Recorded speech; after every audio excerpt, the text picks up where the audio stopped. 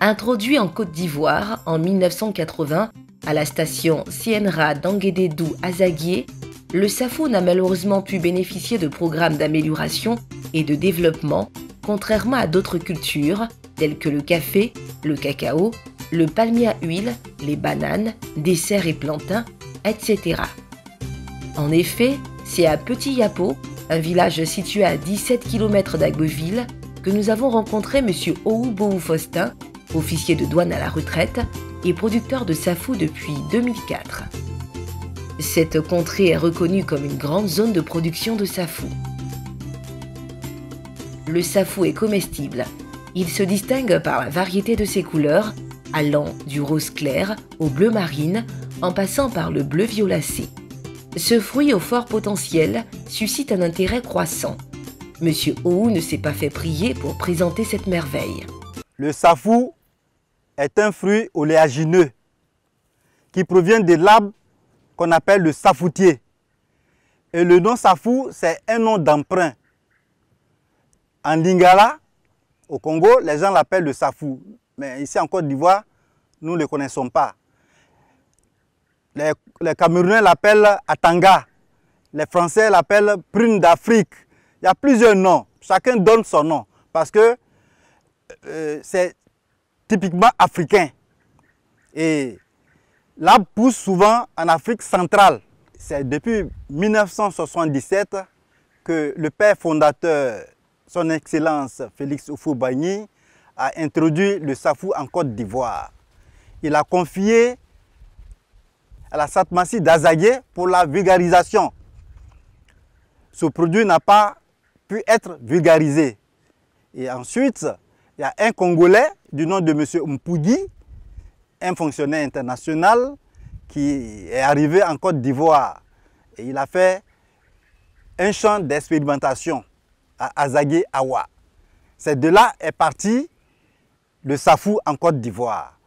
Fruit à multiples vertus, le SAFU regorge bon nombre de minéraux indispensables à l'organisme. Au plan culinaire, il est composé sous plusieurs formes.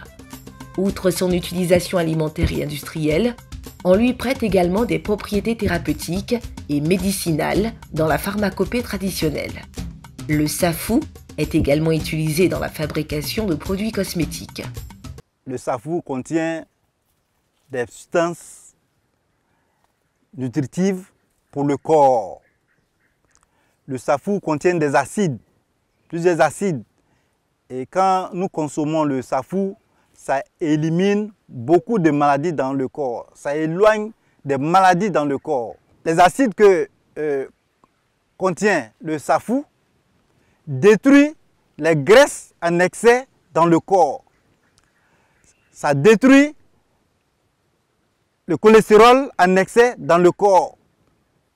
Mais quand le corps, toutes les graisses, le cholestérol, tous ces éléments sont éliminés, pas totalement. Ce qu'il faut éliminer, si c'est éliminé dans le corps, mais le sang circule normalement, le cœur travaille normalement et la santé y va. Voyons comment ce fruit a pu libérer un professeur de sciences physiques à la retraite qui souffrait de douleurs indescriptibles. Un ami du nom de Roger est venu à Beauville avec le savon de SAFU, le fruit du SAFU.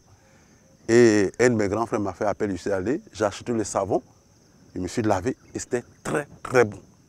Le savon que M. Mpugui fabriquait était très bon, il moussait très fort.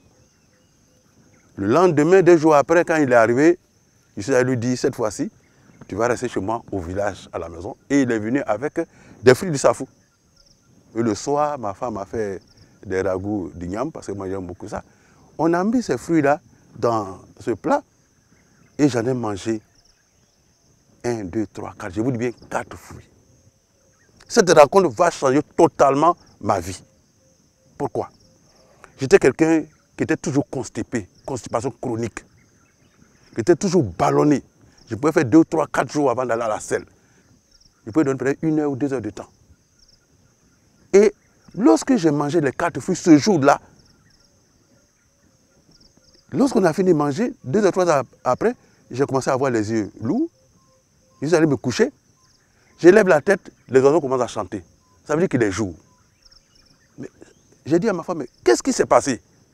Elle m'a dit, mais aujourd'hui tu as dormi, tu n'as même pas levé le doigt. Je dis, mais qu'est-ce qui s'est passé alors? Alors, je suis allé à Beauville, j'ai acheté une clé internet. J'ai mis la clé sur mon ordinateur portable et j'ai cherché ce que c'est que le safou. Donc, je suis allé encore acheter le safou. Et toute ma vie, je vous assure que j'ai senti un mieux-être. Il ne fait pas chaud, il ne fait pas froid, c'était vraiment très doux. Alors, dans les écrits, on me dit que le safou facilite la digestion, réorganise le système et tout, et régénère des cellules. Alors, à partir de là, j'ai commencé moi aussi à faire mes recherches personnelles. Et je vous assure que j'étais bien dans ma peau. J'étais heureux de ma peau. C'est ça, c'est ce déclic-là qui a fait que je me suis attrapé à cette arbre. Notons que la culture du safou n'est pas l'affaire seulement des retraités, mais la jeunesse s'y intéresse de plus en plus. À partir du safou, on peut faire plusieurs produits destinés notamment au domaine de la cosmétique, au domaine médical et puis à l'alimentaire. Voilà, donc ce qui concerne l'alimentaire, c'est notamment la liqueur. On a l'huile aussi, l'huile consommable, l'huile de table. Dans le domaine cosmétique, on a le beurre de safou qui est très riche en vitamine E et puis vitamine A, donc du coup qui répare la peau et qui est bon pour tout ce qui est cicatrisation de la peau.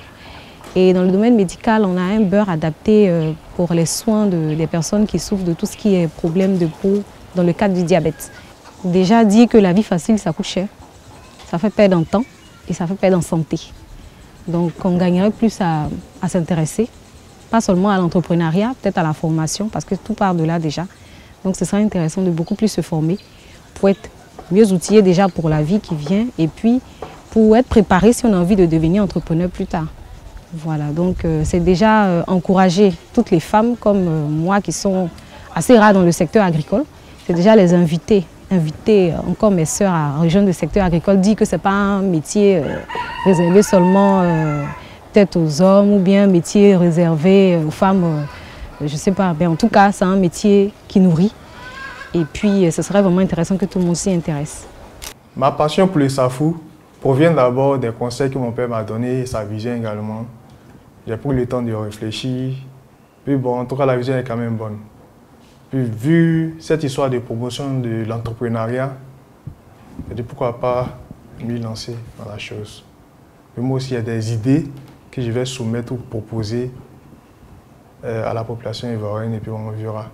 Malgré le niveau de développement de l'agriculture dans notre pays, les acteurs du safou éprouvent des difficultés.